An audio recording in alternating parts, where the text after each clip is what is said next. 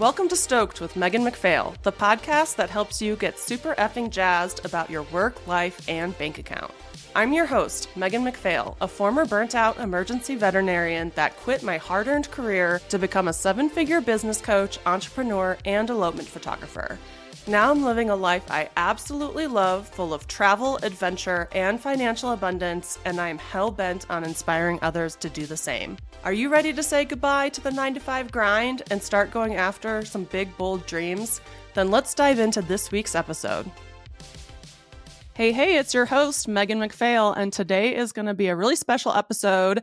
We're talking all about kind of work-life balance and boundaries and all the fun stuff that comes with hopefully owning a business. And today I have Nina Larsen Reed, who is a Colorado elopement photographer. She's a soon-to-be SEO coach, which you will hear more about in a little bit. She's based in Boulder, Colorado. She moved there from Norway in 2010, and she runs a pretty great business where she's got a lot of quality of life going. So we want to have this conversation with you to encourage you to do the same. Welcome to the podcast, Nina. Thank you so much for having me. I'm excited to chat about this. Yes, me too, because this is a struggle for so many people. Because what I see all the time is, we all have to go through this season of hustle, right? Where we're working a lot.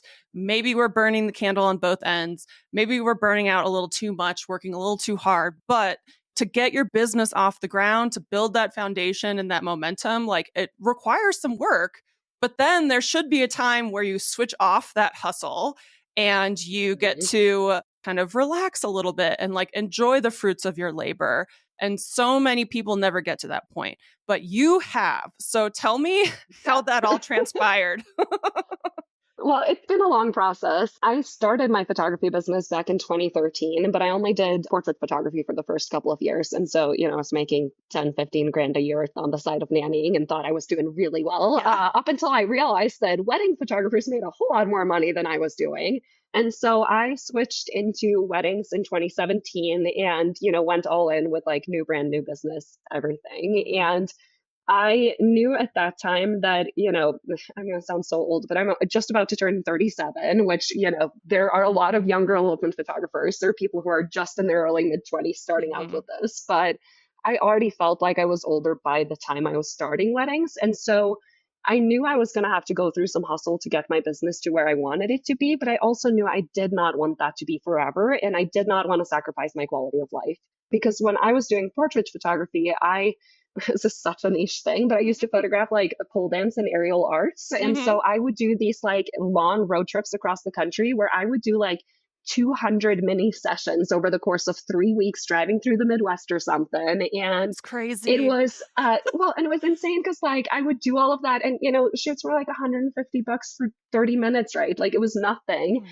So when I wanted to start doing weddings, I did not want to be a destination photographer. I wanted to spend more time at home in Boulder because, it's a great place. It's where people come to from other places because they want to do destination work. And so I knew from the start I had to set myself up to a place where I wasn't constantly traveling and doing stuff that I wasn't interested in. And weddings was a good way for me to get into that. But then 2020 hit, I had been doing 50-50 elopements and weddings. And as soon as that shutdown happened, I was like, well, there is the giant sign from the universe that I had been waiting for that I need to stop doing the big weddings because they weren't giving me as much. And I hated working weekends because I never saw my husband. He has a traditional job, and elopement just worked out so much better for that. Yeah, that's one of the awesome things about elopements is you get your weekends back and you get to be really picky about when you are booking them and stuff like that. So you have kind of a similar story to me where, you're doing 50-50 weddings and elopements, finally went all in on elopements. It all worked out great. And, you hustled for a while. How did you stop hustling? What was the thing or things that allowed you to really have this business running on autopilot type of thing? I think the biggest one for me was how I focused my efforts on marketing on my website from day one. So I've always been just a WordPress nerd. I started building WordPress websites in high school, which was back in 2005. So I have almost 20 years of experience with WordPress sites now. And so I've never been big on social media, and I did not want to have to keep posting my face all the time and just try to be an influencer or anything. And so for me, it was really important to get a lot of quality content up on my website early on. And so, I took on a lot of weddings where I might be doing it at a discount, or I might be giving someone a deal, or, my first couple of things that I booked off of Craigslist back when that was still a Oh thing. my And gosh. just, trying to find ways of like, how can I turn this into content that will make me more money down the road? And blogging was just such a natural option for me on that. And when you look at like my website's traffic over the past 7 years, it was very little to start with, but it was enough that I kept getting the bookings. But the exponential effort of, once you accumulate more content, Google trusts your website more and it keeps showing it more. And then new content you publish gets more traction faster. And Mhm. it just all added up to a point where, now I like to book around 30, 35 elopements a year because I do shoot a lot in winter too. So I can do that without feeling I'm working too much in summer. Mhm.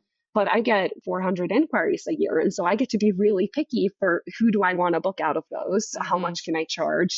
And that's all on my website, really. Yes, you're like the queen of SEO, I feel like. Thank you. I Like appreciate that. and, like, website speed and all that stuff, I feel like Oh you've yeah, that's what I posted nerd out yeah. on and procrastinate when I should be editing someone's gallery. I'm like, oh no, my page speed dropped from 100 to 99. I got to fix something. Yeah, So, yep. like, something I've looked at, but been, like, avoidant to ever address. Uh-huh.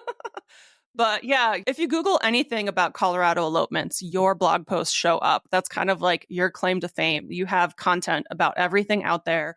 How many website visitors do you get a month? I mean, it's gotta be a million. Like, no, I wish it was that much, but it depends a little bit on engagement season versus Mhm. not, but like 12 to 15,000 a month. That's And amazing. so, for only having Colorado content and not trying to do any other states outside of that, I feel like that's pretty good. Yeah, that's amazing, and also the fact that you really have prioritized working in your area, which is amazing because so many people are like, "I just wanna work everywhere. I wanna travel all over the place." They think they do at first, and then 5 years later, they're fucking exhausted and they wanna get off the road, I Yeah. think I see that all the time where people are Mhm. just like, "Man, I can't stay in one place for long enough to have friendships or Mhm. consistent, like, time with my family," or whatever it is, and it's relevant that I also have a 3-year-old, like, she'll be 3 in a couple of weeks now, and so I can't imagine that because, like, even having to drive down to Telluride twice a year and spend a couple of nights away, it's hard, and Mhm. so it's been really good to use my website to bring in the exact work that I want and then still get to be choosy within that too. Mhm. Yeah, so you get to go to all these cool mountain locations, but they're all within a quick drive from your house, and you're, Hmm. like, sleeping in your own bed at night, Yeah, which is which is the amazing. best way to do it.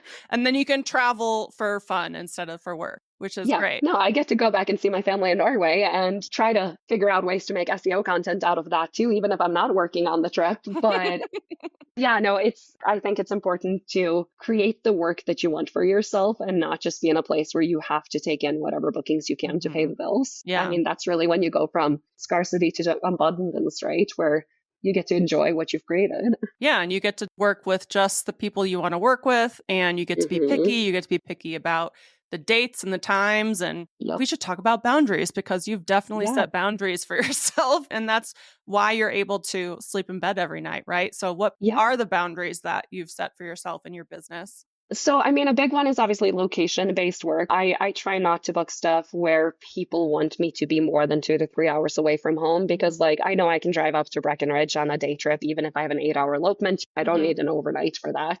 And so a lot of that came through, if I only want to book elopements in the areas that are close to me, well, then I have to show off that the areas close to me are just as good as the ones further away.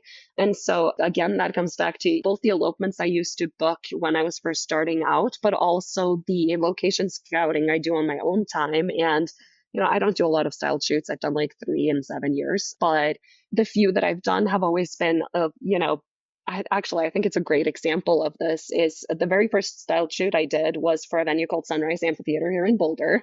And that is the number 3 blog post on my website. It brings in thousands of visitors a month just off of the one venue guide I have for that location. Mhm. And that started because I chose to pick that for a styled shoot because I knew it was going to bring in traffic. Mhm. And so, really, just being intentional with that part. Other boundaries being, I don't book weekends unless there's a real good reason why someone wants it to be on a weekend. If you Mhm. actually have a venue, then I will absolutely consider it. But if not, it's a Yeah. pain with parking and Yeah. everything anyway. So, we don't want to deal with that. Mhm. But even within that, like one rule I started for myself after having Olivia was I don't book elopements on Mondays anymore, again, unless it's like a real exception that I make, because when I have a kid home on Saturday, Sunday, I really need Monday to be an office day before I want to head out and go shoot something. Yeah. And, I try with the other way too of like, I don't love booking Fridays because then I have to do sneak peeks on the weekends when I could be Mhm. hanging out with her. So, I always try to go for like Tuesday, Wednesday, Thursday off my Mhm. shoot days. And, I'll always make exceptions for it when it makes sense. But I think it's important for me to know like my schedule flows better when I book things on these days. And if that's not right for one couple because they're set on something else, then great, send them to one of my friends and they'll be Mhm. happy to take the booking. But limiting my availability does not make me less attractive as an option for clients that actually respect Mhm. my boundaries. Yeah, because I think what a lot of people do is that they kind of chase these inquiries they get. They really try to like convince them to work with them or they bend over backwards for these people. Hmm. You don't have to do that because you have so much website traffic, which means you have so many freaking inquiries. So you can Hmm. rest comfortably being like, if this isn't going to work out for us, that's okay. You can find somebody else and I Yep, and I will book somebody else. And like you have that, exactly. yeah, you have that like confidence in your Yeah. business because of your SEO. Well, and I think more than the SEO, it's also the years of experience. And like, I've done over 250 elopements and weddings now. So, Mhm. I have the numbers to back that up. And like, you go through my website, I have at least 150 of those galleries blogged on my site.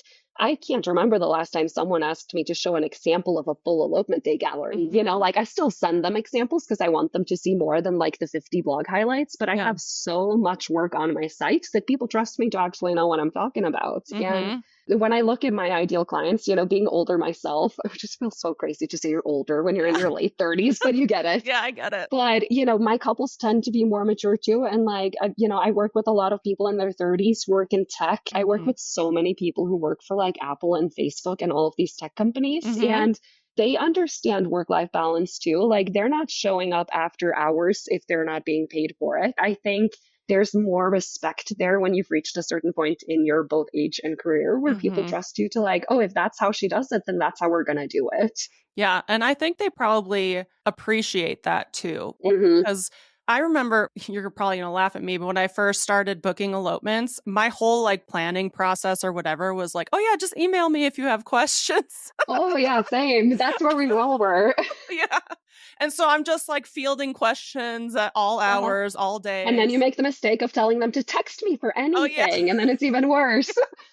Oh my God, yeah. I think a much smaller scale thing that I did that I think everyone should be doing, whether they are super busy or not, is when you're scheduling consult calls with people, using a scheduler like Calendly, or like I Mhm. literally just this week switched to Cal.com because they're free for the same thing Calendly charges for, which is great. Ooh, interesting. Yeah.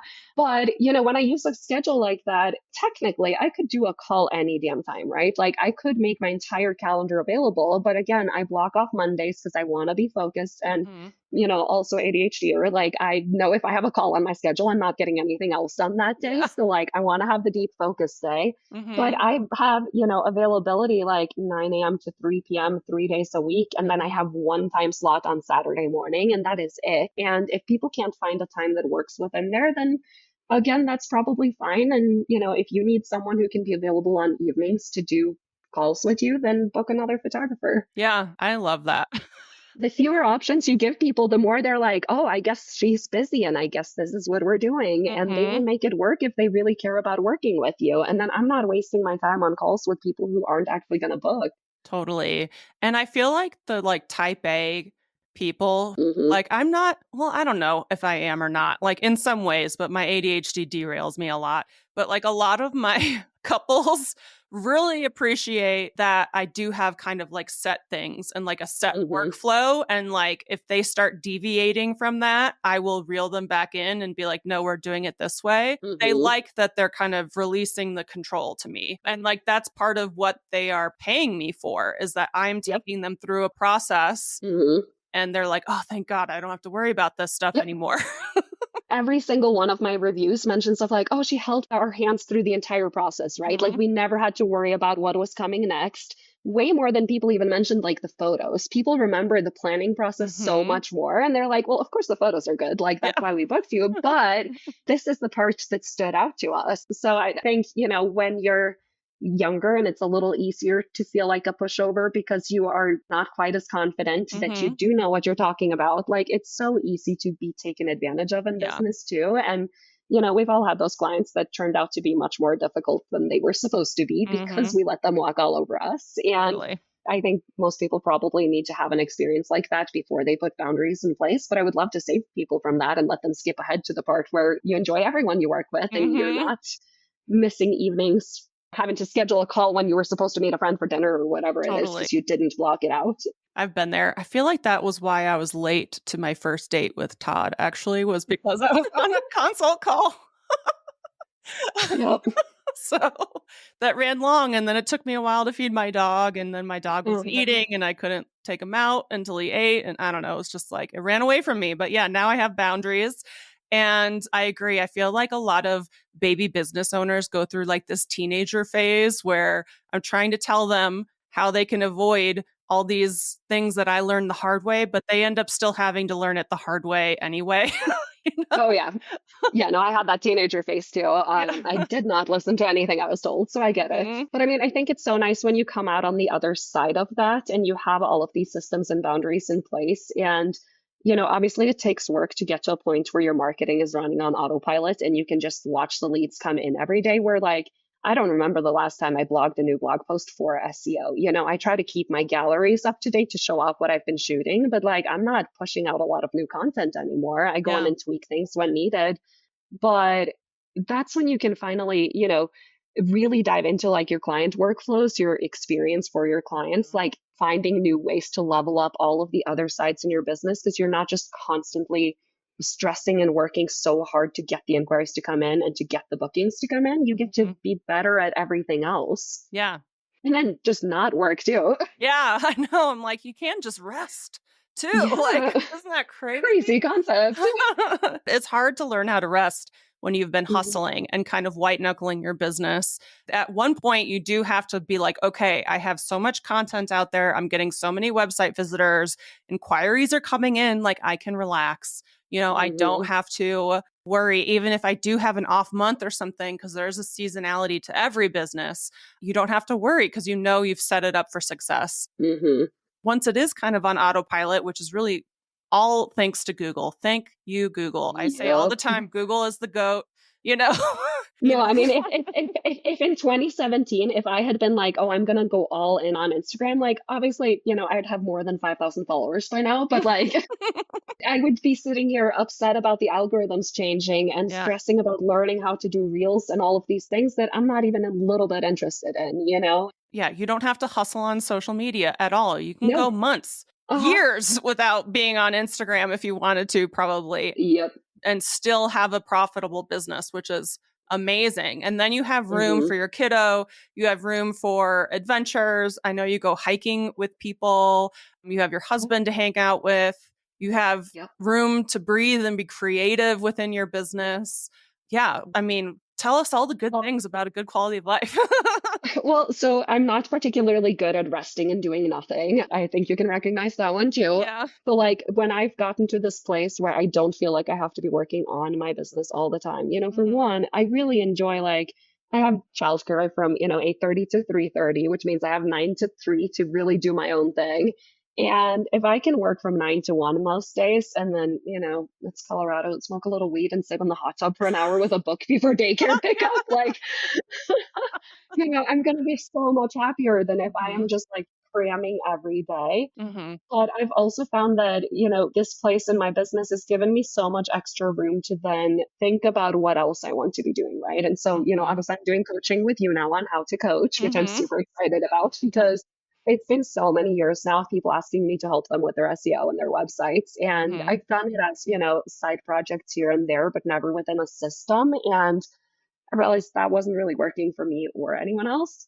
But yeah, and so because my photography business is doing well, I can now focus on the coaching thing too and come at it from a place of abundance where like I know that I have room to take this on. I'm not going to half-ass coaching because I'm so focused on marketing for my photography business, but I'm also not going to half-ass my photography business because it is already doing its own thing, you Yeah. know? And it's made me as, imposter syndrome. Like it's a lot easier to come at it when you feel like, no, I actually have this. Like I Mhm. am ready for this compared to, I don't know, maybe I should do that. Like, could I Yeah. handle it? Could I take it on? It's easier when you can confidently say that, yes, I have the capacity to take this on. And that's exactly who I want to become a coach, are the people Mhm. who are like, my photography business is running and I'm happy with it. And I could just sit back and ride that wave, but now I want to pay it forward and help other people Yep. achieve this level of success that I have, and I have the Yep. time and the energy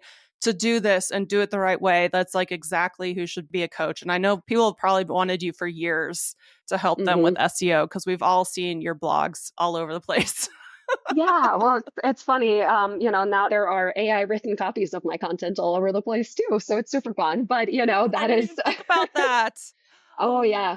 It's funny because like when I first started focusing on SEO and I was doing all of these guides, like one of the first really big pieces of content I wrote was like an ultimate guide to Rocky Mountain National Park weddings. And, I drove out to every one of their ceremony sites to take photos of them, like just, made it really comprehensive. Mhm.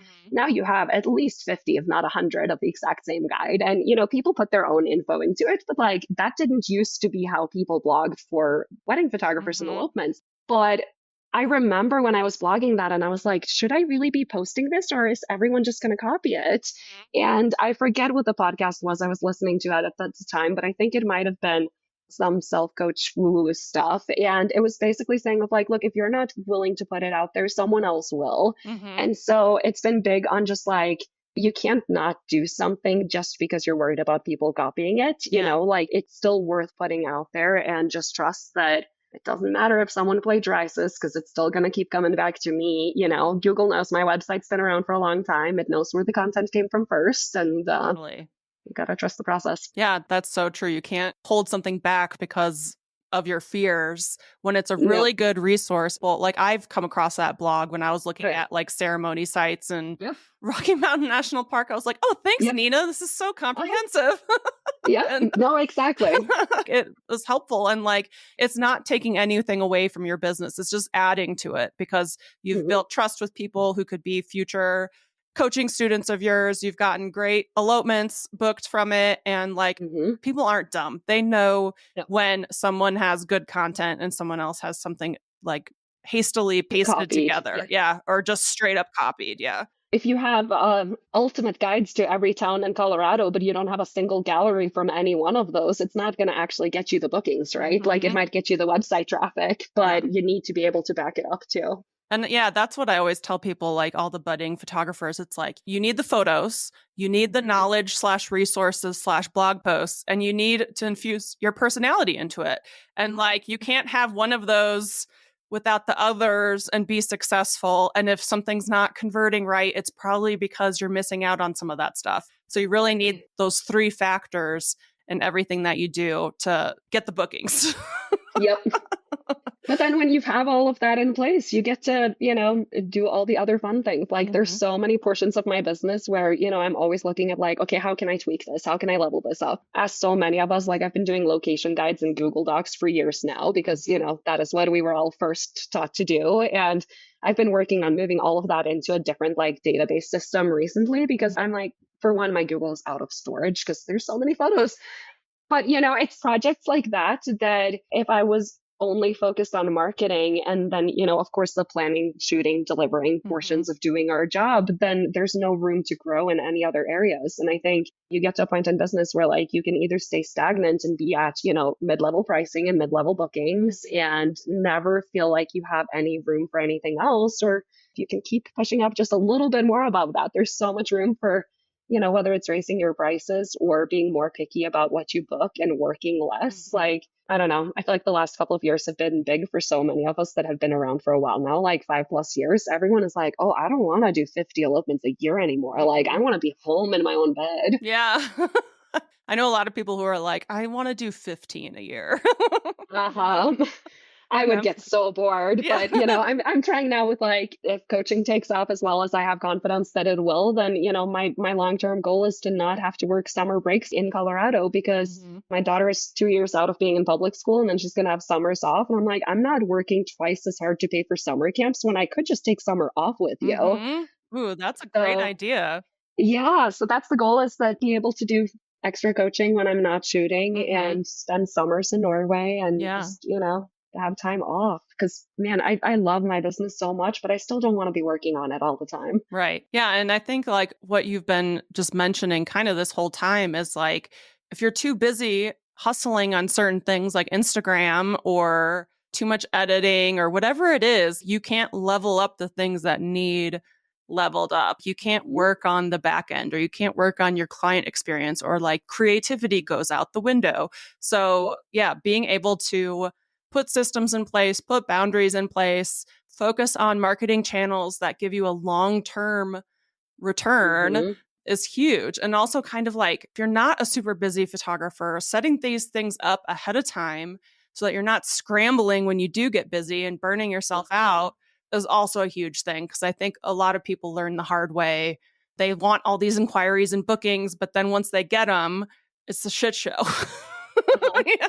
Well, I mean, I have one friend who will never let me live this down, but like fall of 2019 was by far the busiest I've ever done. I had like 16 elopements in the month of September, and then end of September and start of October, I had four elopements in four states in 10 days. Oh my god. And that was the dumbest thing I have ever done to myself. I will never do something like that again. But it was such a breakdown at the end of that where I was like, what is the point of this? Like, why am I Mhm. doing this? Yeah. So I guess like when I started, like, you don't know your breaking point until you hit it. Yeah. Like, you have to actually know where your max is. Now I know that that was well past my max, like Mhm. now my schedule for myself is much more, I don't want to shoot more than one day a week. Mhm. I will occasionally make exceptions if, I'm driving all the way to Uray. I might as well do two elopements while I'm down there or something Yeah. like that. But having free time to actually do the editing and stuff and still have extra free time for my own life, it's Mhm. really key. And when you overbook yourself, you can't do any of that. Yeah, I had the same kind of 2019 experience. It's like Mm-hmm. the year that broke me because I took on Uh-huh. way too much. I had like 40 engagement adventure sessions that year, and I was like doing the data after, and I'm like, I don't even think I made any money off of these. Like, I just No, pushed adventure sessions myself. don't make any Yeah. sense financially. Like, unless you're charging the same as like your cheapest elopements packages, I don't Hmm. know why people do so many of them because Yeah. they're not worth Well, your after time. that, I pretty much didn't shoot another one because I'm like, what was the point of this? Like, I wanted to burn my Hmm. business to the ground. I had a lot of cool photos, but Yep. But you get to a point where you're like, right now an inquiry has to be so unique if I'm Mhm. gonna take it just because I'm excited for the photos, because I have 7 years worth of photos to promote Mhm. my business with. Yeah. I don't need to take an extra booking just because it's like, it fits some checkbox that I didn't have yet. Yeah. So it has to be worthwhile both financially and like creatively and everything Mhm. for me to want to do it. Yeah. I love that though, because really the key to work-life balance is working less, making more, and working with the people you are excited to work with. I mean, that's really what it Yeah. comes down to. I don't think there's any magic bullet for work-life balance when you're working 60 hours a week or whatever it is. It's really about working a few hours a day. Hmm. Well, and like if you sit at your desk from 8 a.m. to 4 p.m., you're on social media for 4 hours out of that anyway. You're not Mhm. actually productive for 8 hours. You can't tell me Oh, otherwise. yeah. Like, yeah. Yeah, look at your screen time right now, everybody. Uh-huh. Yeah. Well, and like there's something about having a kid that will just force you to be so hyper focused too. Because I mean, when Mhm. the first couple of months I had my daughter at home, before she started daycare, I had a 35-minute nap window to cull a wedding. And I got so fast at culling because I knew the second she woke up, I wasn't getting anything else done Yeah. for the day, Mhm. and it just forces you to prioritize working on the things that are actually the most important and that are going to have the biggest return on investment of your time. So Totally. Yeah, and I think people could do that without kids too. well, we take our dogs to doggy daycare just because, like, we're not gonna have kids, but it's the same thing. They're chaos throughout the day, Hmm. so if we, like, really need to do that deep work, we drop them off because, man, like, so quiet around here when they're gone, so it's, like, And it's then if you're similar. paying for it, you feel like you have to make the Yeah. hours worth it too, Oh, right? totally. Yep. Yeah. So, oh man. Well, this was a great discussion. Is there anything that we didn't talk about that you want to squeeze in there? Or I think we like covered a No, lot of I feel bases. like we covered it. Yeah. Yeah. Cool. Well, thank you so much, Nina, for joining us on the podcast. Where can people find you, like on Instagram? And let's also plug your website since you're not a big social Yeah. media person. So, where can people find you? Yeah, so I've been beating myself up about my business name ever since I started because people always spell it wrong, but it's Larsen Photo Company. And so my website is Larsen, which is the Norwegian spelling, larsenphoto.co. And my Instagram and threads and TikTok and all of that is Larsen Photo Co. Awesome. Yay. So, thanks so Yay. much. And yeah, we'll see you next time. Thank you. Thanks so much for joining us on this episode of Stoked with Megan McPhail. If you enjoyed the show and you'd like to help support the podcast, please subscribe, leave a review, and tell a friend.